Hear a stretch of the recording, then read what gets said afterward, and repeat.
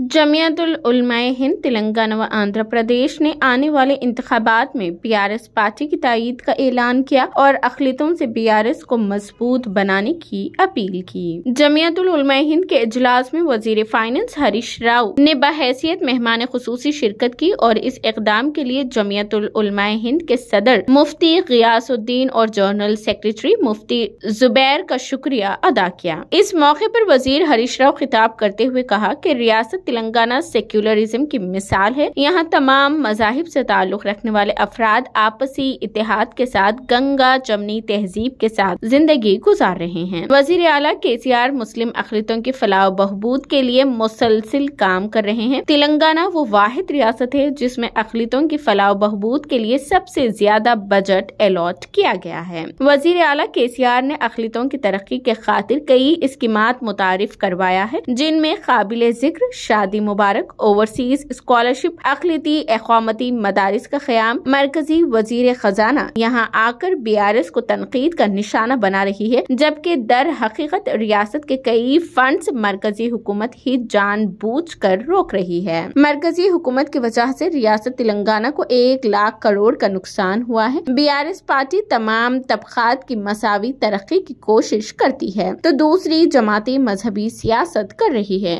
मुस्तकबिल में भी बीआरएस हुकूमत तेलंगाना अवाम के फलाह बहबूद के लिए मुसलसिल कोशिश करती रहेगी। बाद-ए-अज़ां वजीर मौसूफ ने जमियतुल उलमाए हिंद से मखसूस दुआओं की गुजारिश की। जमातुल उलमाए हिंद के प्रेसिडेंट साहब का सलाम अलैकुम। पहले ये मौका देने पे मैं आप सबका शुक्रिया अदा करना चाहता हूँ। देरी के लिए भी मैं माफी चाहता हूँ। मैं 3:30 बजे चेगुंटा से निकल गया, लेकिन यहाँ सिटी के अंदर 1.5 घंटा मुझे ट्रैफिक में थोड़ा स्लो हो गया, इसके लिए आप सब इंतजार करना पड़ा। मैं माफी चाहता हूँ। पहले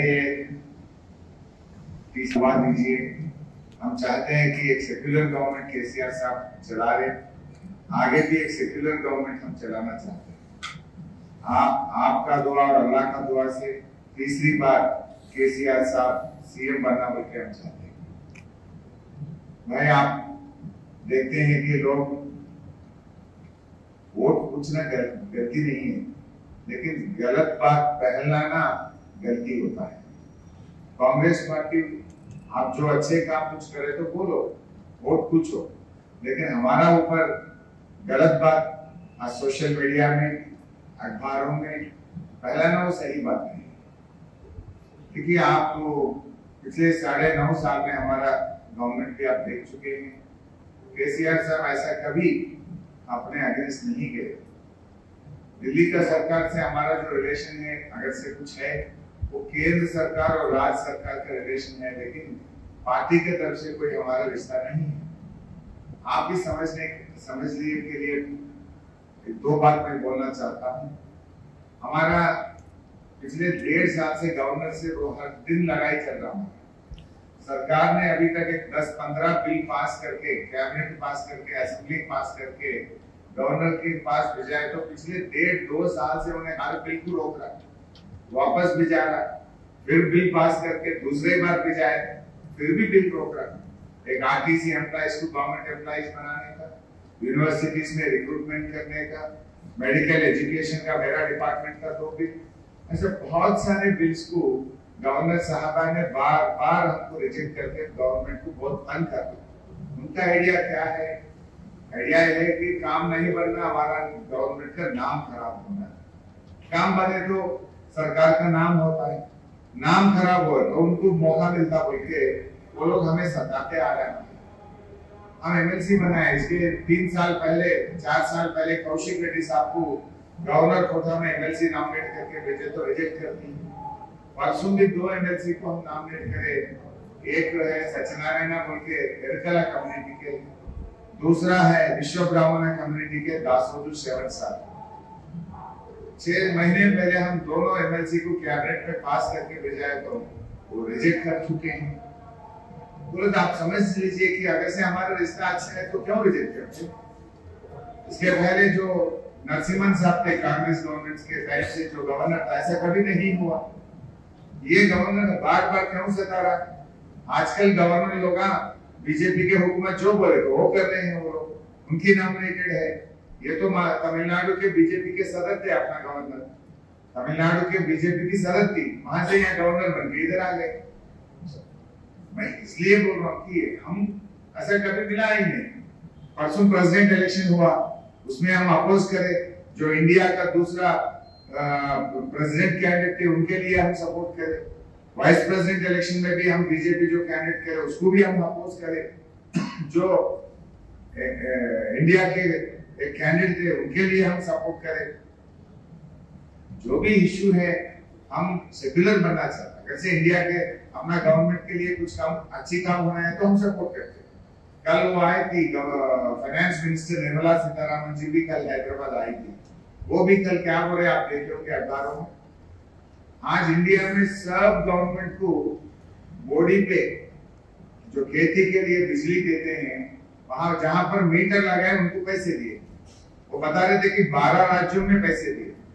कांग्रेस की जो हुकूमत है राजस्थान, हिमाचल प्रदेश, परसों कर्नाटका वाले भी लेकर लेटर लिखे, चिट्ठी लिखे, हर जगह वो जो बॉडी पे मीटर लगाने के लिए जो राज्य सरकार मानते हैं उनको स्पेशल कोटा पे पैसे देते हैं। 1,40,000 करोड़ रुपए आज वो लोग बांट रहे। लेकिन केसीआर साहब ने बोले मैं किसानों को बगैर मीटर फ्री बिजली देना चाहता हूँ, आप पैसे नहीं दियो नहीं दियो, लेकिन हम तो बॉडी पे मीटर नहीं लगाना चाहते। गवर्नमेंट का बात आपको बताने के लिए मैं बीच में काम करने के लिए तैयार हूँ, मिलके काम करेंगे। ये नहीं कि देखो भैया अभी मैं 20 साल से पॉलिटिक्स में रहने वाला हूँ, आज ये कुछ गलत बात बोल के गए तो फिर कल के दिन मेरा मुंह ही नहीं रहता ना, कहाँ जाने वाला हूँ।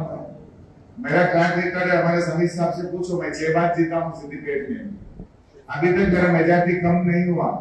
24 से शुरू हुआ, 24 से 1,18,000 तक गया मैं 6 बार। इंशाअल्लाह ये साल भी 1 लाख में क्रॉस करता हूँ। अभी ये इलेक्शन में भी 1 लाख में, हमारा लाख तो 1.5 लाख बोल रहे, लेकिन 1 लाख तो क्रॉस करता हूँ। ये बात क्यों बोले तो नाम पे नहीं देते लोग, वोट नहीं देते। एक बार तो मजाक में कुछ हवा में मिल सकता, दूसरी बार कोई पार्टी के हवा में निकल सकता, लेकिन 6 बार 7 बार मिलना बोले तो वो मेहनत से बात निभाने में ही हो सकता है और किसी से नहीं हो सकता। मैं हर साल, सभी साहब जानते हैं, 10 लोगों को, गरीब मुसलमानों को मैं मुड़ा भिजाता हूँ मेरे खुद की तनख्वाह के पैसे से। पिछले 6 साल से वो भी मैं नहीं चुनता हूँ, हमारे कमेटी को बोलता हूँ भाई आप दरखास्त लो, जो गरीब है आप चुनो। जो 10 लोगों को आप चुनते हैं मैं ही फ्लाइट टिकट बना के उनका आने का जाने का इंतजाम करके हर साल 10 लोगों को मैं मुड़ा भिजाया हूँ, पिछले 6-7 साल से भिजा। जो भी काम है, मेरे पास डबल बेडरूम दिया, 2000 डबल बेडरूम दिए तो 650 मुसलमान लोगों को मिला सिद्दीपेट में। क्यों बोले तो गरीबी ज्यादा है। ये कि मैं कलेक्टर को बोला भाई जो गरीब है दे दो, जेन्युइन है दे दो, मैं यहाँ उंगली लगाने वाले नहीं। निकाले तो 650 मिला, क्यों बोले तो गरीबी नहीं। कांग्रेस वाले बार बार पूछते हैं भैया आप ये भी सोचिए, आप उनको क्या हो गए, फकर हो गए, क्या फकर है कि इधर कुछ भी करो, कुछ काम करो नहीं करो, मुसलमान का वोट कांग्रेस को गिरना ही है। अब उनके पास रास्ता है क्या? एक तरफ बीजेपी, दूसरा तरफ कांग्रेस। कुछ भी नहीं करो मेरे वोट गिरता, बोल के उनको जरा गर्व तो क्या बोलते हैं। इस देश में कहीं जाके आप देखिए, बंगाल में, दिल्ली में, उत्तर प्रदेश में, महाराष्ट्र में, कर्नाटका में, सबसे गरीब अगर से इंडिया में और कोई है, एससी से भी गरीब है अपने मुसलमान। इसका जिम्मेदारी कांग्रेस नहीं होता। 55-60 साल से तो उनका ही हुकूमत है, दिल्ली में उनका है, राज्य में उनका है, दिल्ली में उनका है, फिर गरीबी क्यों है? क्या ये गरीबी हटाने के लिए आप लोग क्या काम करें कांग्रेस पार्टी? इसका तो जवाब मिलना चाहिए। हम भी बोल सकते बाबरी मस्जिद तुम्हें गिरा दिए, तुम्हारे जमाना में ही गिर गए। हम तो ऐसे में बात नहीं बोल रहे, हम जो काम करे बता रहे, आगे जो काम करना चाहते हैं वो बताते हुए हम वोट पूछ रहे। लेकिन ये लोग हमारे ऊपर गलत बात फैलाते हुए आज वो डिस्टर्ब करने का कम्युनिटी में काम कर रहे हैं। आज सबसे ज्यादा बजट इंडिया में माइनॉरिटीज के लिए अगर से कोई सीएम साहब दिया वो केसीआर साहब ने दिया है, और कोई गवर्नमेंट नहीं दिया। आप चेक कर सकते हैं, गूगल में जाके चेक करें तो भी मिल जाता आपको। जब कांग्रेस साहब पिछले 10 साल में हुकूमत थे, पूरी तेलंगाना में 3000 करोड़ खर्च करे। ये अब 2 साल बीच में कोरोना है, फिर भी केसीआर साहब ने 11000 करोड़ रुपया अपने माइनॉरिटीज के लिए खर्च करे। सो रकम की बात बोल रहा हूँ। आज पढ़ाई क्या, कैम्ब्रिज का, बच्चों फॉरेन में पढ़ाने का, शादी मुबारक का, थोड़े अच्छे काम हुआ। थोड़े काम और भी भरना है, और थोड़ा काम करना है, थोड़े जगह है। देखिए अल्लाह ही, हम 10 काम पूछे तो 10 एक साथ में नहीं मिलता, 1-2 मिल सकता है। हम तो आदमी हैं, केसीआर साहब तो हम तो आदमी हैं, फिर भी हम 10 में एक 7-8 काम निकाले, 2-3 बच गए होंगे। जरूर आगे अल्हम्दुलिल्लाह अल्लाह का दुआ से पूरा का पूरा करने के लिए हम पूरी ताकत से कोशिश करेंगे, पूरी तरीके से हम कोशिश करेंगे। हमारे को बीच में थोड़ा तकलीफ आया, 2 साल की कोरोना के बाद आई। पिछले 5 साल में बीजेपी सरकार हमारे को बहुत तंग कर रही है। मैं तो फाइनेंस मिनिस्टर हूँ, अब खजाना चलाने का जिम्मेदारी मेरे पास रहता है। 1 लाख करोड़ का नुकसान करे बीजेपी सरकार और बहुत तंग कर। FRDM में एकदम काटने से 30,000 करोड़ रुपया हमारा रुक गया। 28,000 करोड़ ये बिजली का बोर्ड पे मीटर नहीं लगाया बोल के 28,000 करोड़ रोक दिए। फाइनेंस कमीशन से जो हमारा को पैसे मिलना था 5,300 करोड़ रुपया वो रोक दिए हैं।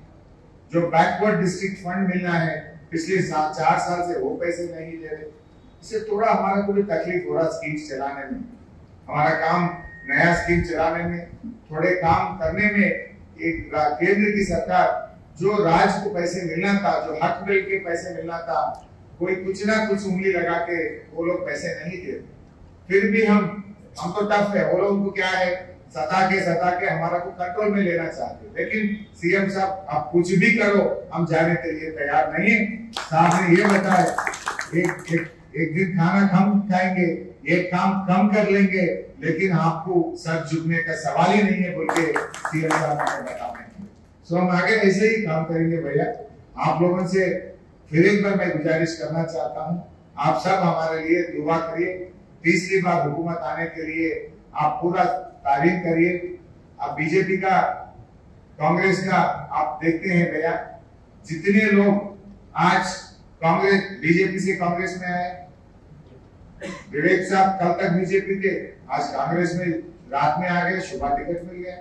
राजगोपाल रेड्डी एक दिन पहले बीजेपी, शुभा कांग्रेस में टिकट मिल गया। विकाराबाद चंद्रशेखर साहब जहीराबाद में कल तक बीजेपी, आज कांग्रेस में टिकट मिल गया। फिर कल ये लोग किधर रहते, क्या भरोसा है? फिर ये बीजेपी में नहीं जा सकते क्या? रेवंत रेड्डी खुद बताते कि मैं आरएसएस वाला हूँ, मैं आरएसएस से पैदा हूँ। वो आरएसएस से एबीवीपी में गए, एबीवीपी से टीआरएस में आया, टीआरएस से तेलुगु देशम में गया, तेलुगु देशम से कांग्रेस में गया। फिर कल कहा जाता कि किसका जिम्मेदारी है? वो अभी तक 4-5 पार्टी बदल गया उन्हें। ये भी आप सोचो। वो आदिलाबाद में जो टिकट मिला कांग्रेस कैंडिडेट, उन्हें ये बताया मैं तो आरएसएस वाला हूँ, मैं मर गए तो मेरे ऊपर आरएसएस का झंडा डाल के मुझे कफन करना। ऐसे आदमी को कांग्रेस पार्टी आदिलाबाद में टिकट देता है। आप लोग सोचिए, वैसे वो लोग उतना सेक्युलर है, ये तो देखना था ना, देखने की बात है ना। सो ऐसे सिस्टम है। अब बहुत सारे लोग आज ऐसा हो रहा। बाई इलेक्शन हुआ तेलंगाना में, 3 बाई इलेक्शन हुआ, दुबाक में, मुनगोड में, हुजूराबाद में। 3 जगह कांग्रेस का डिपॉजिट चले गया। उतना वीक है क्या कांग्रेस पर? क्यों गया डिपॉजिट? हुजूराबाद में डिपॉजिट गया, मुनगोड में डिपॉजिट गया, दुबाक में डिपॉजिट गया। इससे क्या अंदाजा बनता है अपने को? दोनों मिलिए हमारे को हराने के लिए कांग्रेस पूरा बीजेपी का तावन करे, इस वास्ते कांग्रेस का 3 जगह डिपॉजिट गया। कैसा जाता डिपॉजिट में? तो डिपॉजिट तो मिलना है कम से कम। 3 जगह जाता, एक जगह बोल तो ठीक है, कोई कैंडिडेट वीक है, समझ सकते हैं। अब क्या कर रहे हैं? दोनों अंडरस्टैंड ही कर लेते। तेलंगाना में आप चेक कर लीजिए, निर्मल में कांग्रेस ने वीक कैंडिडेट दिया, वहां आज बीजेपी और बीआरएस का टकराव चल रहा है। मुधोल में कांग्रेस भी कैंडिडेट दिया, मुधोल में बीआरएस और बीजेपी का टकरा चल रहा हूँ। आप ऐसे चेक कर लीजिए थोड़ा जगह, ऐसे 6-7 जगह दोनों अंडरस्टैंडिंग में बीजेपी को जहां स्ट्रांग है वो कांग्रेस का डमी कैंडिडेट बन गया। वहां आज बीजेपी बीआरएस का लड़ाई चले। 10 जगह ऐसा है, आप गोशामहल का देखो, किसको दिए कांग्रेस पार्टी, वो तो कंप्लीट डमी कैंडिडेट। आज वहां फाइट गोशामहल में राजा सिंह को हराने के लिए पूरा ताकत लगा के बीआरएस ने लड़ रहा है। वहां पर कांग्रेस क्या करे, डमी कैंडिडेट को नहीं दिया। आप चेक करिए, उनको डिपॉजिट भी नहीं। तेलंगाना के पैसे बोले तो आपकी सरकार मीटर नहीं लगाए, इस वास्ते हम 25,000 करोड़ रुपया रोक दिया बोले। अगर से हमारा रिश्ता अच्छा है तो 25,000 करोड़ मिलता था ना तेलंगाना। 25,000 बोले तो कितना अच्छा काम कर सकते, कितना अच्छा और नया स्कीम निकाल सकते। सो हम किसके लिए लास्ट हुआ 25,000 करोड़। यहाँ पर 69 लाख किसान है, उनका भलाई देखे या 25,000 करोड़ के तरफ देखे। हम चिट्ठी लिखे, बहुत बार पूछे कि भाई हम मीटर नहीं लगाते, हम फ्री बिजली देते, हम जो पैसे हैं वो करंट डिपार्टमेंट को सरकार देंगे, आप क्यों इसके लिए हमारा पैसे रोकते, दे दो बोल के बहुत बार पूछे, लेकिन वो दिए नहीं, वो दिए नहीं।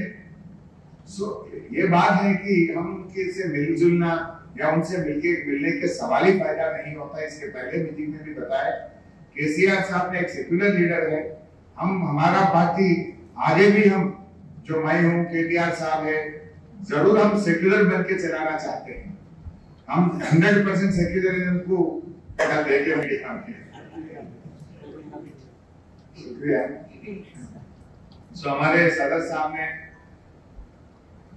अरशद साहब ने बताया 8 मस्जिद की बात ही नहीं है ना भैया, वो तो गलत बात है।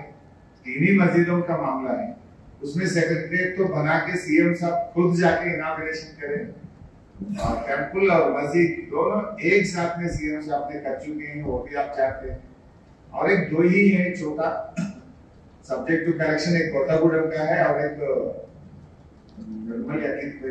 तीसरा है। कोत्तागुडम का भी फॉरेस्ट डिपार्टमेंट से प्रॉब्लम है, वो भी छोटी मस्जिद है। मैं खुद फॉरेस्ट डिपार्टमेंट से बात करा, वो कंजर्वेटर साहब से बात करा, हम उसको बनाने के लिए भी हम ऑलरेडी हमारा कोशिश शुरू हुआ और तीसरा भी हम बना के दे देंगे। जो 3 है, 3 में तो 1 बन गया और 2 बनाने का पूरा जिम्मेदारी मैं ही लेता हूँ, हमारा पार्टी की तरफ से मैं जिम्मेदारी लेता हूँ। एयरपोर्ट का भी मैं जरूर उसका बात क्या है कि वो प्राइवेट के हाथ में है, फिर भी थोड़ा भी गुंजाइश है, मैं बात करके 100% उसके लिए भी हमें आप और मैं हम मिलके ही बात करेंगे। आपको मैं साथ में रख लेते, एयरपोर्ट वाले को बुलाता हूँ, उसका जो ऑफिसर है बुलाता हूँ, हम सब बैठ के बात करेंगे। मैं आपके साथ मिलके बुला के मीटिंग लेता हूँ।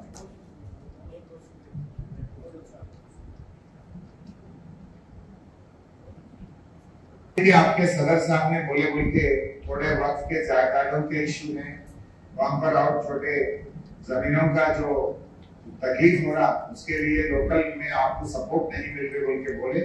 अभी तो केसीआर साहब खुद आ गए वहां पर, मैं जिम्मेदारी लेता हूँ।